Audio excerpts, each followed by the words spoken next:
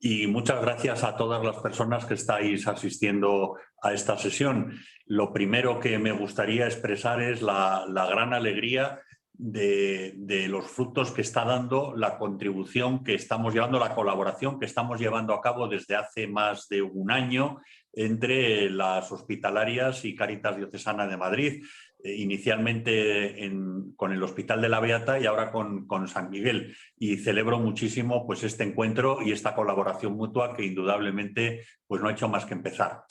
Centrándonos un poquito en la cuestión que va a desarrollar sobre todo Víctor, a mí me gustaría el presentar algunos conceptos importantes que luego van a ser aterrizados en el contexto histórico y en el contexto geográfico de la Comunidad de Madrid y que tienen que ver con un desafío que nos es común, tanto la acción sociocaritativa de la Iglesia vía Cáritas como la intervención que desarrolláis vosotros en la familia hospitalaria. Y tiene que ver, como muy bien has dicho, con la exclusión e inclusión social.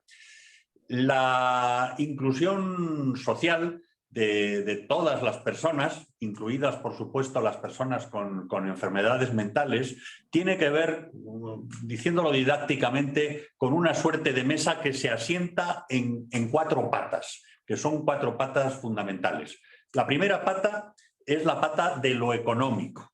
Lo económico que supone ingresos que me permiten llevar una vida digna de conformidad con el medio en el que me estoy desplegando. Cuando una persona no tiene el nivel de ingresos suficiente como para llevar una vida digna en el contexto en el que se encuentra, por eso decimos que el concepto de pobreza es relativo, porque tiene que ver con los contextos, y $1 en un país del norte no produce la misma calidad de vida que $1 en un país del sur. Por eso hay que poner siempre la pobreza en contexto, ¿no? Bueno, pues la pata de lo económico, cuando falta, nos encontramos con una situación de pobreza. Tradicionalmente, el abordaje de la inclusión-exclusión se veía desde la clave de lo económico. Pero hemos ido avanzando y dándonos cuenta que lo económico es muy importante. Cuando una persona no tiene el nivel de ingresos básico, evidentemente no puede tener la calidad de vida que es necesaria. Pero además de lo económico, pronto descubrimos que hay otra dimensión muy importante, otra pata de esa mesa camilla de la inclusión, que es la dimensión de lo político. Ahora que estamos en un momento de crispación y de debates preelectorales, no me estoy refiriendo a los partidos políticos, sino a la política con mayúsculas, ¿no? Y en concreto, dentro de la pata de la política, me refiero fundamentalmente al ámbito de los derechos y al ámbito de la participación.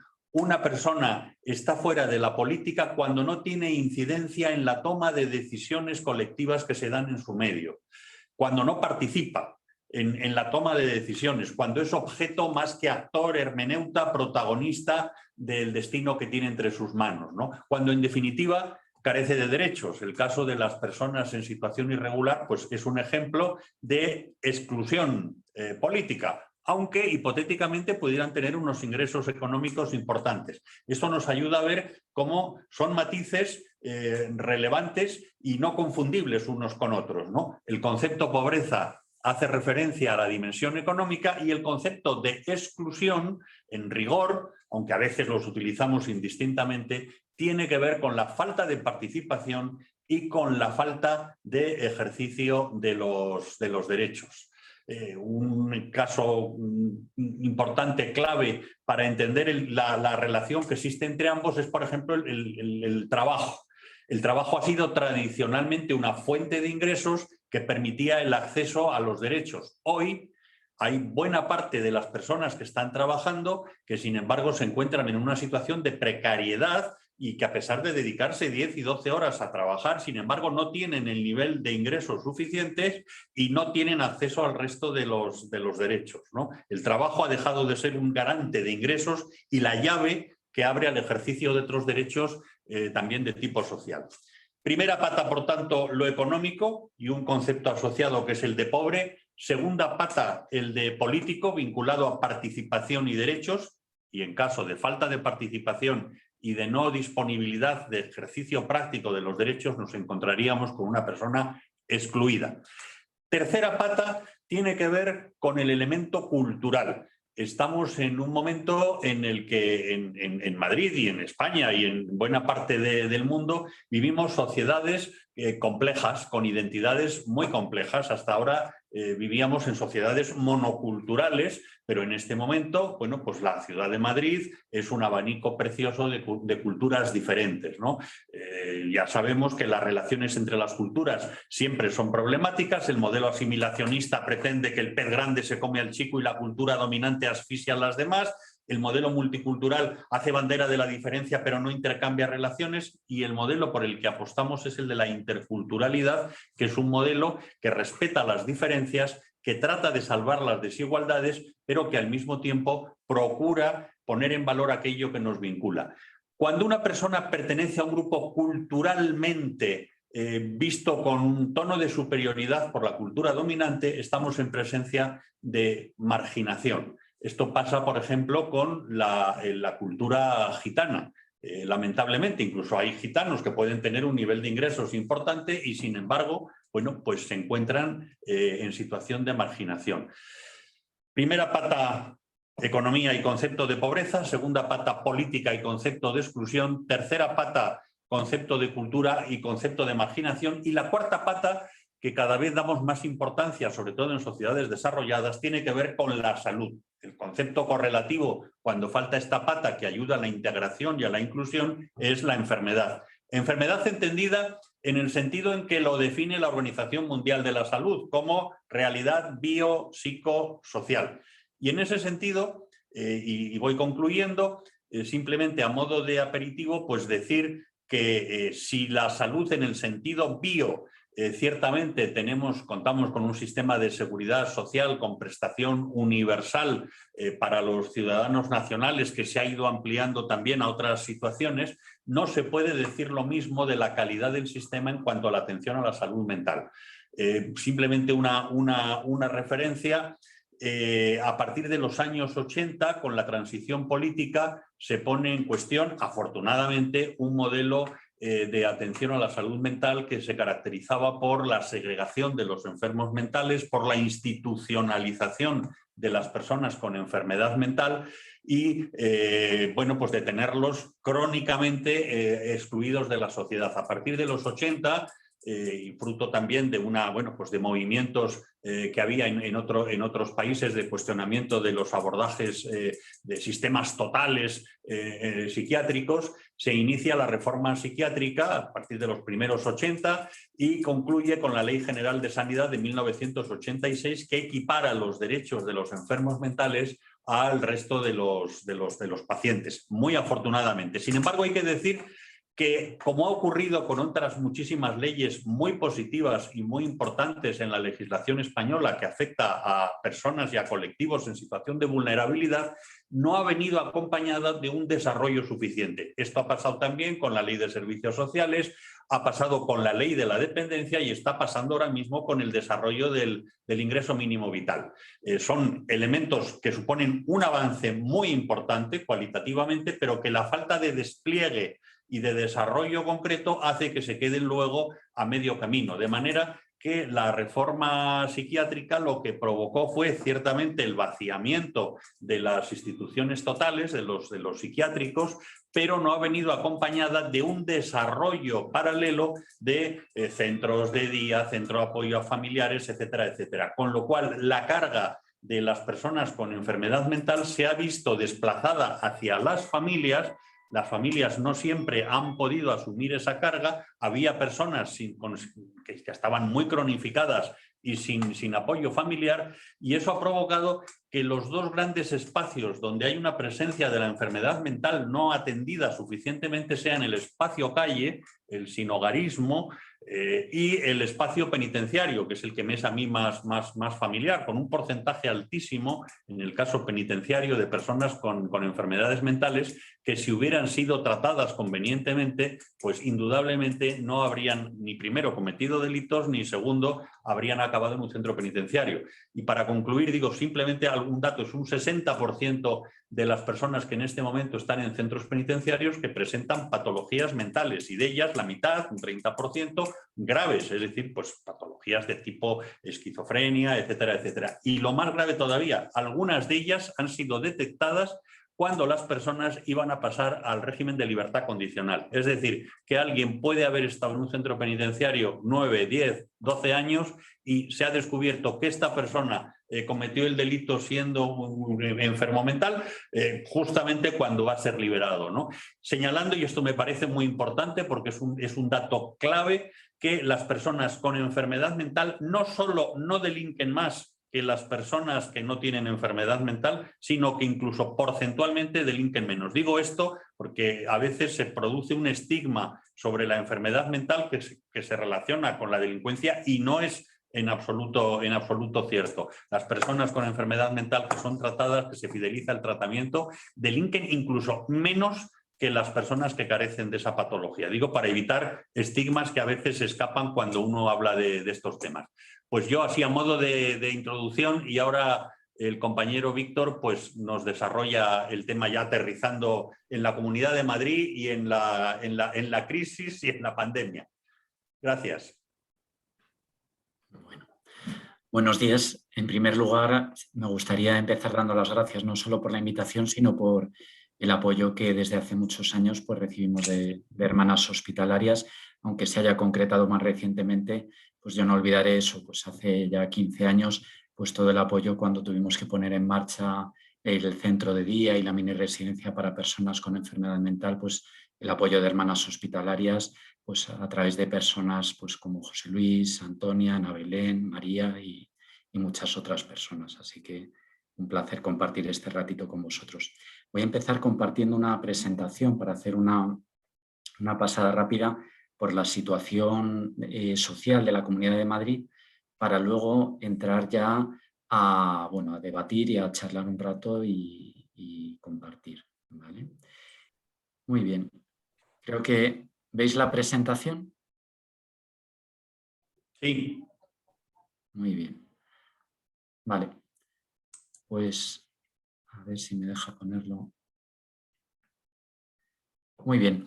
Pues vamos a empezar para hablar un poco de cuál es la situación actual antes de, tras el COVID o ahora que estamos con el impacto social del COVID. Es importante ver cuál era la situación que teníamos antes del COVID. Para explicarlo me voy a basar un poco en un informe que es posiblemente el más preciso en medir la exclusión social, que es el informe FOESA, desarrollado por la Fundación FOESA que impulsa Cáritas. Es un informe que mide pues, de forma como muy específica no solo el nivel de pobreza, sino la exclusión en el acceso a la salud, a la vivienda y midiendo muchos indicadores. Entonces, aquí podemos ver un poco cuál era la evolución que estaba produciéndose en la Comunidad de Madrid en los últimos años. Vemos en 2013 cómo teníamos un 37% de la sociedad que estaba en una situación de integración plena, es decir, pues con empleo, con vivienda, con un acceso a una serie de oportunidades. Un 40% de la sociedad en una situación de integración precaria, es decir, que podían acceder, pues tenían pues un salario, una vivienda, pero que estaban en una situación pues, más frágil. Un 13% de la población en situación de exclusión moderada y un 8% en exclusión severa.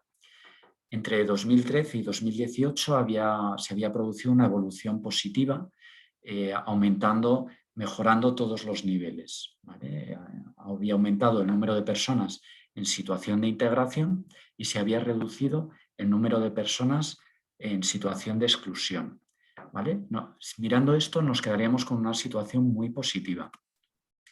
Si entramos a un análisis más detallado o profundizando más, podemos ver, aquí os comparto una diapositiva que plantea cómo fue evolucionando la renta media en la Comunidad de Madrid. Y aquí podemos ver, marcado en amarillo, cómo la renta media de los ciudadanos de la Comunidad de Madrid creció un 2% entre 2008 y 2017, ¿vale? Una evolución ahí positiva. En el caso del 20% de personas más ricas de la Comunidad de Madrid, en vez de un 2%, la media creció un 3,6%, la renta media. Pero si nos fijamos en el 20% de personas con menos recursos, entre 2008 y 2017, su renta se redujo casi un 30%. Como vemos, la recuperación que se fue produciendo tras la crisis anterior fue muy desigual para el conjunto de la sociedad que para el 20% más pobre. ¿Vale? Y esto es algo muy importante a tener en cuenta, porque teníamos una parte de la sociedad que se estaba descolgando cada vez más del resto de la sociedad. Esto sería un poco una foto de cómo estaba la situación antes de la crisis del COVID. Teníamos 4,6 millones de personas en la Comunidad de Madrid, en lo que se denominaba la sociedad de las oportunidades. Pues eso, con vivienda, empleo, acceso a educación.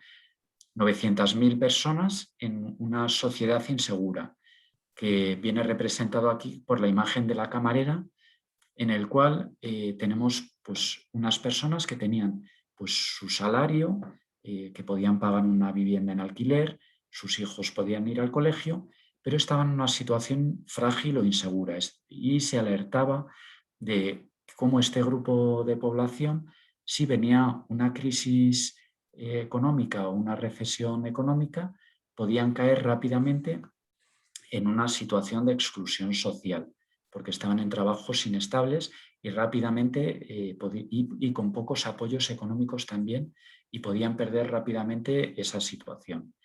Teníamos 800.000 personas en lo que se llamaba la sociedad estancada, que viene representada en esta infografía por el repartidor de comida que va en la bicicleta, y que eran personas que, pues, teniendo unos ingresos, esos ingresos eran insuficientes para tener acceso a cubrir las necesidades básicas de una manera adecuada.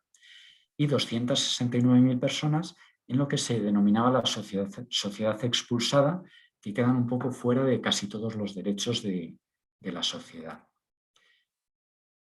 Antes de la crisis, cuando se hizo el último informe FOESA, se planteaba que en la Comunidad de Madrid los principales factores que llevaban a las personas a la exclusión social eran la vivienda, el empleo y la salud. Y es importante que nos fijásemos en que la vivienda por primera vez se había colocado como el primer factor de exclusión por delante del empleo. Y esto es muy importante por dos motivos, tanto por cómo la vivienda se está convirtiendo en Madrid en un elemento fundamental de exclusión, es decir, cómo cada vez más personas no pueden acceder a una vivienda en condiciones adecuadas, y cómo el empleo, que hasta ahora había sido un protector para no acabar en la exclusión, ya no es un factor tan protector como antes, por lo que comentaba antes Josito. El informe también nos planteaba cómo la movilidad social no estaba funcionando bien en la Comunidad de Madrid y estaba empeorando en los últimos años. Esta infografía pues, nos intenta representar un edificio con 5 plantas, donde las 3 superiores representan la sociedad de las oportunidades, que sería pues donde la movilidad social es más fácil y tú pues puedes hacer méritos o esforzándote puedes acceder a mejorar tu situación social. Teníamos en la planta segunda lo que era la sociedad insegura, que era, como comentábamos, pues personas que tienen unos ingresos pero que son insuficientes para cubrir ni siquiera pues las necesidades básicas, y cómo los hijos de estas familias se alertaba de que tenían más probabilidades de acabar llegando a la sociedad estancada que subir a las plantas superiores. Y por último, en la planta baja tendríamos pues eso, la sociedad estancada, que son personas que no pueden normalmente acceder a salir de esa situación. Sus hijos normalmente, pues casi todas las probabilidades es que van a seguir viviendo en la exclusión social. El informe daba datos de cómo, si tú has nacido en una familia con dificultades económicas, en riesgo de pobreza o exclusión, la probabilidad de que cuando seas adulto estés en situación de exclusión social es el doble que en el conjunto de la población. Es decir, si en la Comunidad de Madrid, si tú naces en una familia pobre, las probabilidades de que sigas siendo pobre son altísimas. Y eso significa que algo no está funcionando porque esto no es igual en todos los países y en todas las comunidades autónomas. El informe FOESA nos planteaba un poco también, lleva más de 30 años midiendo una serie de indicadores y alerta también pues, de cambios que va viendo en los valores sociales. El informe nos alertaba de cómo está aumentando la importancia que damos en la Comunidad de Madrid al proyecto personal propio por encima del compromiso con el bien común.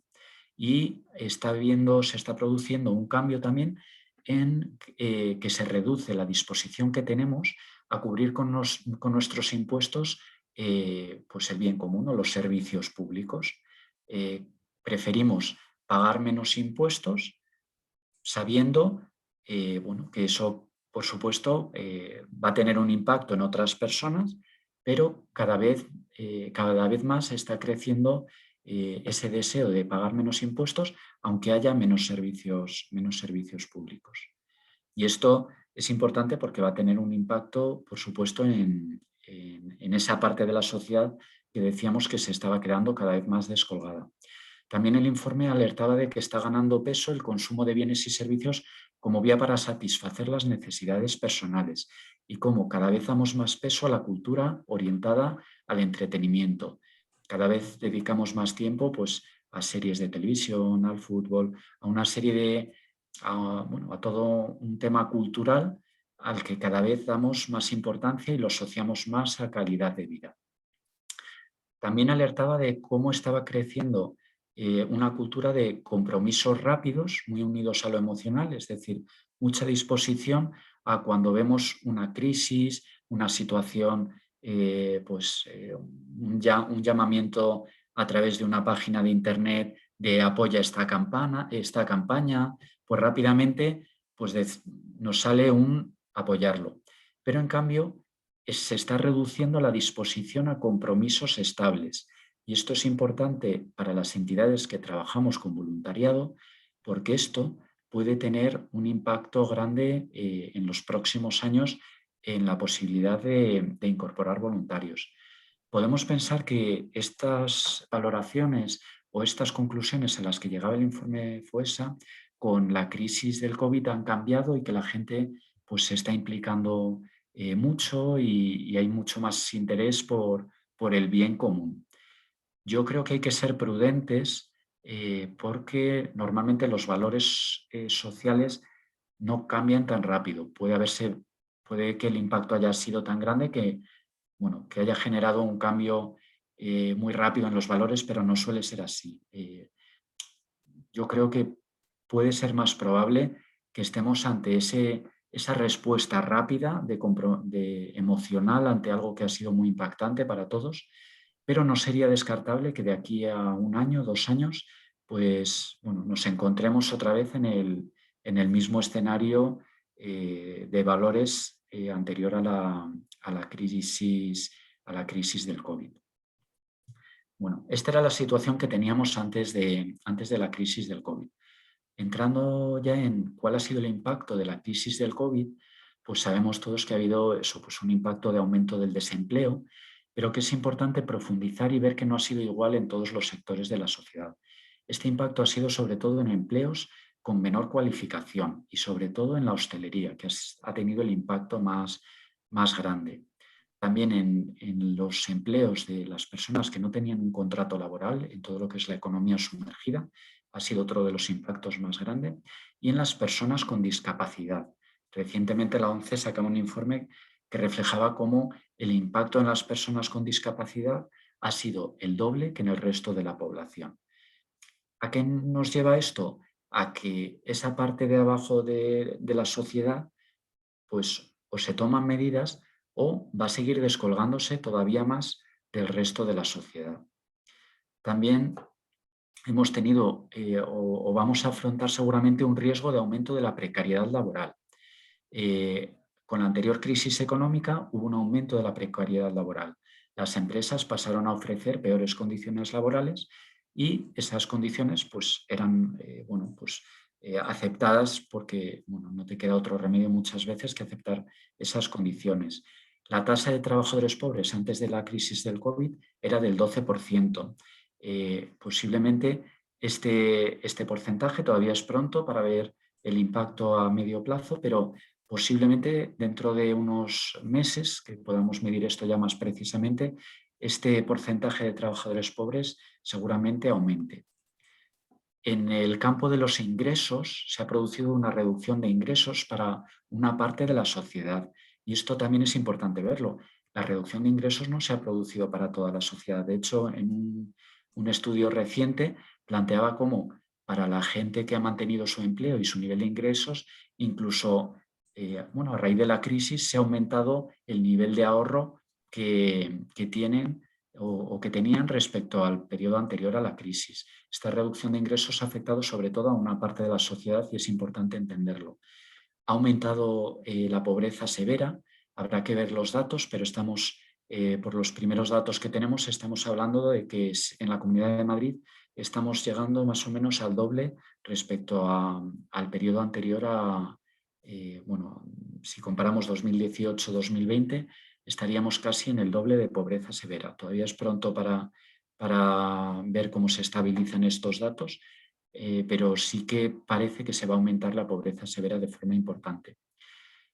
Podríamos pensar que con el ingreso mínimo vital esto se ha solucionado, pero la realidad, a pesar de que hace unos días salió una nota de prensa del Ministerio planteando lo bien que está funcionando el ingreso mínimo vital, la experiencia que tenemos desde Cáritas, el Colegio de Trabajadores Sociales y muchas otras entidades es que realmente esto no está funcionando bien, ni como se había dicho que iba a funcionar.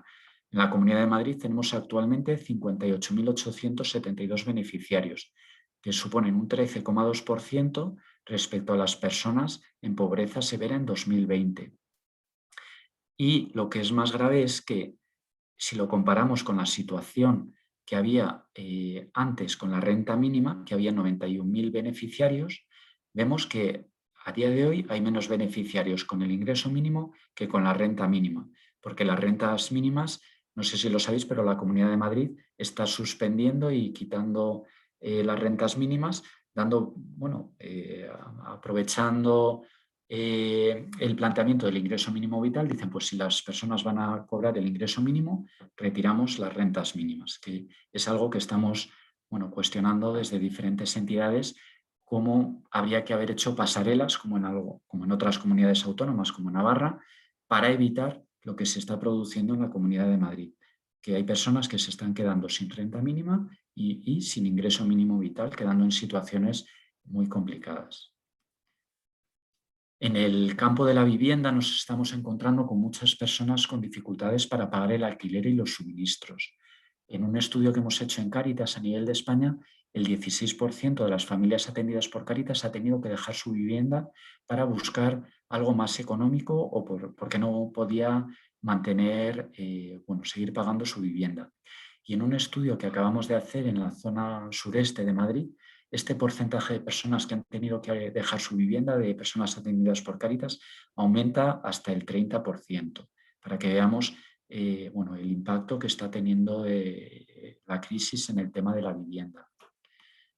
Y luego, en el tema de la salud mental, que es donde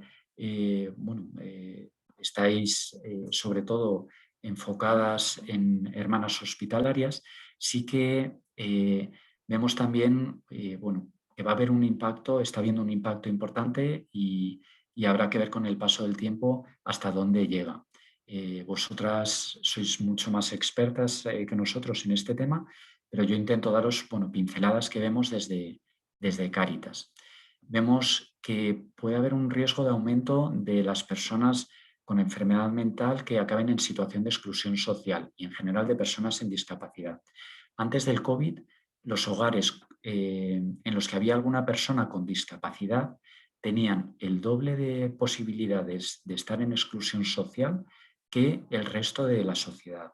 Es decir, que haya una persona con discapacidad en tu hogar aumenta muchísimo el riesgo de que la familia esté en una situación de exclusión social. Y eso es algo denunciable y que, bueno, que deberíamos ver como sociedad qué está pasando. Pensamos que este porcentaje va a aumentar. En el próximo informe FOESA, que saldrá dentro de unos meses, es probable que este porcentaje sea aún mayor. También bueno, hay diferentes estudios que plantean cómo están aumentando los problemas de salud mental, sobre todo en estrés, ansiedad y depresión. En un estudio que hemos hecho en Cáritas hace unos meses, bueno, el 51% de las personas atendidas por Cáritas consideraban que había empeorado su salud mental por diferentes motivos, pues desde la incertidumbre por el futuro, dificultades económicas, agotamiento por la pandemia, cuestiones laborales, miedo al contagio. Bueno, también el tema de compatibilizar responsabilidades familiares, laborales y escolares es algo que ha pesado mucho en las familias y bueno, va a tener un impacto. Centrándonos en quiénes se están quedando fuera del sistema de protección dentro de las personas con enfermedad mental, yo creo que tenemos que poner el foco sobre todo en las personas que, además de tener una enfermedad mental, no tienen apoyo familiar, ¿vale? Y aquí, aunque este colectivo es muy amplio, a mí me gustaría poner el foco sobre todo en tres grupos. La enfermedad mental no considerada grave, porque sabéis, para enfermedad mental grave hay más recursos, pues están mini residencias, centros de día, centros de rehabilitación psicosocial, pero si tú tienes una enfermedad mental que no te permite tener una autonomía suficiente para competir en esta sociedad de consumo que es cada vez más competitiva, pero no tienes los apoyos por tener una enfermedad mental grave, pues te quedas fuera de todos los sistemas de protección prácticamente. Y aquí mencionar sobre todo tres grupos: los trastornos de personalidad, y con una especial énfasis en las personas con trastorno límite de la personalidad, que bueno, actualmente se están quedando una parte si llegan a la red de enfermedad mental grave, pero otra parte muy grande está en los albergues, en situación de calle y en situaciones muy, muy complicadas. Sobre todo en el tema de mujeres, me parece un tema, bueno, muy a dar seguimiento a este problema. Luego, los trastornos relacionados con sustancias y los trastornos de desarrollo neurológico. Las personas que no tienen enfermedad mental grave, ahora mismo, como comentaba antes Josito, pues en muchos casos están ahora mismo en albergues, en calle, en centros penitenciarios y bueno, es algo preocupante cómo la salud, el tener una enfermedad mental, puede llevarte a una situación de exclusión porque desde el Estado pues no tenemos medidas para apoyar estas situaciones. También otro grupo que me parece, bueno, muy alarmante es el de las mujeres embarazadas con enfermedad mental o mujeres con hijos pequeños que tienen enfermedad mental, porque ahora mismo hay muy pocas respuestas. Sí que hay alguna respuesta ambulatoria, pero sí que cuando una mujer queda embarazada y tiene una enfermedad mental, bueno, pues al final acaba casi siempre en la separación del menor, bueno, con consecuencias muy duras tanto para la madre como para los niños, y también con los niños pequeños.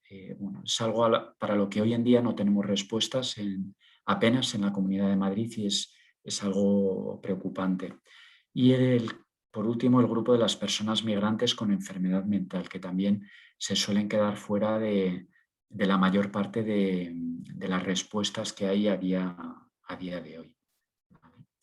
Y bueno, con esto ya dar paso un poco al diálogo y plantearos pues cómo, si pensáis que esta realidad que os transmitimos pues coincide un poco con lo que teníais en mente y cómo podríamos situarnos ante esta realidad, pues desde también el planteamiento que desde Hermanas Hospitalarias hay siempre de cómo ser hospitalarios hoy, pues el preguntarnos qué podemos hacer ante esta realidad. Es decir, no, ciertamente que hay medidas, pero una de las cosas que llamaba la atención durante la pandemia era, bueno, pues la derivación bastante sistemática de necesidades urgentes hacia Cáritas, cuando eran los propios servicios sociales de las administraciones los que tendrían que haber dado respuestas, ¿no?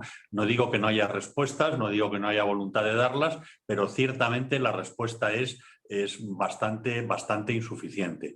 Yo creo que una situación donde hemos visto el cuadro a partir del año 2013, pero no se nos puede escapar que venimos de una crisis, que estábamos remontando una crisis, la 2007-2008, que ha supuesto una recesión muy importante y el aumento de vulnerabilidad en muchísimas personas. Y por tanto que estábamos en una recuperación, pero de una caída en picado muy importante, ¿no? Ahora se nos suma la crisis provocada por el COVID y esto necesitamos lo que viene pidiendo, bueno, pues desde la Fundación Foessa de Cáritas Española, necesitamos un nuevo pacto social, es decir, necesitamos un compromiso de las administraciones, del mundo de las empresas, de la sociedad civil, de todos los actores para superar esta situación. Y eso pasa por políticas sociales incisivas, por compromiso de la administración y por presupuestos, ¿no? En la circunstancia que acaba de mencionar Víctor, de la ausencia de pasarelas entre las rentas mínimas y el ingreso mínimo, pues quiere decir que hay una cierta estética de vender motos, de que hay con cosas que efectivamente si se hubieran organizado bien serían eficaces, pero que se quedan no solamente insuficientes, sino que a veces suponen un retroceso, ¿no? Y yo creo que en ese sentido una situación como la que estamos padeciendo necesita pues eso, políticas mucho más incisivas de tipo social que supongan, mira, las patas de las que yo hablaba, transferencias evidentemente hacia las personas que están en situaciones de vulnerabilidad, necesita un empoderamiento en derechos y no la precarización de los derechos, y necesitamos que esas apuestas inclusivas pues no nos lleven a confrontaciones, porque sociedades interculturales pueden generar confrontaciones cuando no se produce la inclusión de todos sus miembros y quedan algunos colectivos o algunos sectores en situación de vulnerabilidad. En definitiva, creo que es netamente insuficiente el compromiso de todas las administraciones, tanto la administración central, la administración del Estado, como la comunidad o el ayuntamiento. Digo por responder con claridad, ¿no? Sin muchos rodeos. Creo que están haciendo cosas, pero son muy insuficientes. Víctor igual puede ampliar con mucho más detalle que yo lo que estoy diciendo. Sí, a mí me parece más preocupante que incluso lo que están haciendo ahora, el cómo bueno, estamos yendo a un sistema en el que desde los partidos políticos, bueno, cada vez se mide más qué me da más votos y, claro, estamos hablando de que hay una parte de la sociedad que es la que se queda más descolgada, pero también es la que menos vota. Entonces, si yo soy un partido político y tengo que elegir ¿en quién me centro más? ¿En las personas mayores? ¿Esto cuántos votos son? ¿En los jóvenes? ¿Estos cuántos votos son? ¿O en personas en situación de exclusión social, personas con discapacidad? Bueno, pues o hay un convencimiento ético y toda la sociedad nos convencemos de la importancia de, bueno, de no dejar a nadie atrás y de integrar a todo el mundo. Si no conseguimos convencernos a nivel de sociedad, y ahí como Iglesia tenemos, yo creo, un papel muy importante de concienciar esto e intentar el compromiso de todos los partidos políticos. Si seguimos entrando en esta competencia de partidos políticos de qué me da más votos, la verdad es que el futuro se plantea bastante negro para una parte de la sociedad. Si me permites, reforzando lo que acaba de decir Víctor, tenemos en la diócesis un grupo que promueve el cardenal, donde están representantes de partidos políticos, es un grupo de políticos cristianos y que va desde Vox hasta Podemos.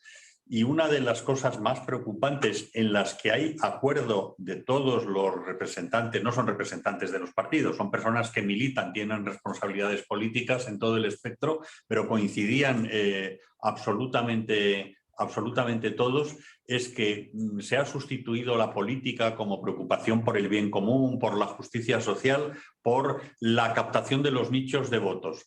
Y que se ha sustituido incluso por parte de los políticos el desayunarse con los recortes de prensa de todos los medios por el argumentario. Decían todos, todo el espectro político, nos desayunamos, hace unos años nos desayunábamos con lo que decían de nosotros y a fin de cuentas tenías que leer todos los periódicos y todas las opiniones. Ahora nos desayunamos con el argumentario, que además nos han preparado unos técnicos externos que no son del partido y que hoy pueden trabajar para nosotros y mañana para el partido de la oposición, que nos dicen cuáles son los discursos que tenemos que tener para a quién nos tenemos que dirigir, que obviamente no son las personas en situación de exclusión social, que como revelaba el último informe FOESA, son personas con una tendencia muy preocupante al repliegue político. Es decir, la ausencia de participación a la que yo me refería antes, la ausencia de derechos, conlleva no participación política, por tanto no es nicho de votos, por tanto es irrelevante lo que puedan pensar. Pero a mí me dejó muy preocupado este consenso de absolutamente todos en decir, no, es que ya hemos externalizado la política.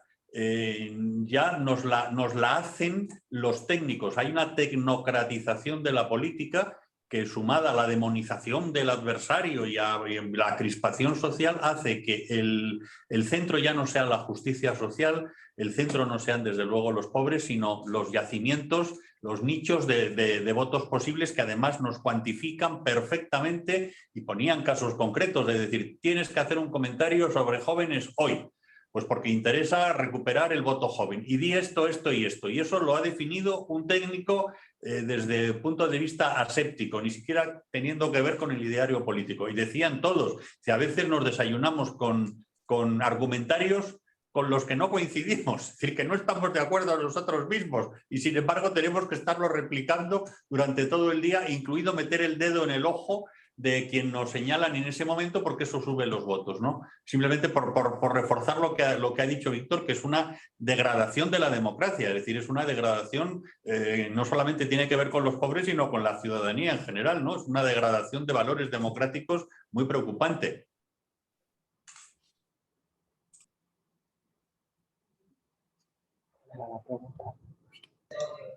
Vamos, sí, habla tú, te oyen. Yo quería preguntar qué vías de solución se ven para estos dos colectivos que han salido, de mujeres embarazadas o mujeres con hijos en una situación de salud mental mal, y también de migrantes en salud mental. Si ven vías de solución y a qué nivel. Gracias. Víctor, entras tú con las mujeres embarazadas y yo hablo desde la mesa por la hospitalidad, por repartirnos. Adelante. Muy bien. A ver, con mujeres embarazadas, bueno, yo creo que nadie se atreve a meterse porque es muy complicado, es un tema complejo y entonces, bueno, yo creo que nadie está dando el paso con este colectivo. No es un colectivo muy numeroso, pero sí, bueno, sí que tenemos casos. Nosotros hemos recibido pues, peticiones a veces de eso, desde servicios sociales que tienen esa situación y plantean o encontramos un sitio o tenemos que separar a la familia, el niño pasará a estar tutelado. ¿Se podrían hacer cosas? Yo creo que sí. La dificultad es que tiene que ser, o sea, que tiene una parte social y tiene una parte de atención pues, que entra más en lo psiquiátrico. Entonces, como tenemos muy pocos recursos sociosanitarios, resulta difícil dar el paso para la mayor parte de las instituciones, que muchas veces o están más volcadas en lo social o están más volcadas en lo sanitario, pero bueno, hay pocas alternativas en este sentido. Yo creo que sí habría alternativas tanto en tema pues ya sea centros, pisos que permitan eso, pero tiene la dificultad de que es asumir un acompañamiento a esas mujeres durante un tiempo largo, porque claro, no es solo apoyar durante el embarazo y ya está, sino que implicaría apoyo durante el embarazo y apoyo también durante la crianza a esa mujer y a su hijo o a sus hijos. Entonces, eso implica, claro, una inversión económica, de personal, de tiempos muy grande, y eso posiblemente dificulta que se dé el paso a que haya recursos para este tipo de situaciones. Pero la verdad es que es una pena porque esos son niños que ya crecen separados de sus madres. Estamos viendo muchísimo problema de trastornos del vínculo, y genera problemas importantes tanto en madres como en los niños. Entonces, no sé si contesto a la pregunta. Y por lo que respecta a las personas desplazadas, pues efectivamente los datos que señalaba Víctor de los estudios coinciden con lo que vamos apreciando por observación directa. Nos estamos encontrando cada vez más con personas con distintos tipos de patologías. En algunos casos no nos queda claro si ha sido la situación de estrés y el sufrimiento tan grande que llevan. Pensad que hay personas que llevan un periplo de desplazamiento de 3, 4 años en condiciones terribles, muchas veces con experiencias traumáticas. Hay mujeres que han sido violadas, pues hombres que han sido torturados, asaltados por el camino. Entonces vienen con unos chavales jóvenes, muchas veces también, pues algunos casos que venían de conflictos bélicos y vienen pues con una patología muy, muy amplia, y que llega aquí y bueno, pues explota. Y nos encontramos pues eso, con que como no existen formalmente y cada vez además la legislación tiende a generar esos limbos jurídicos.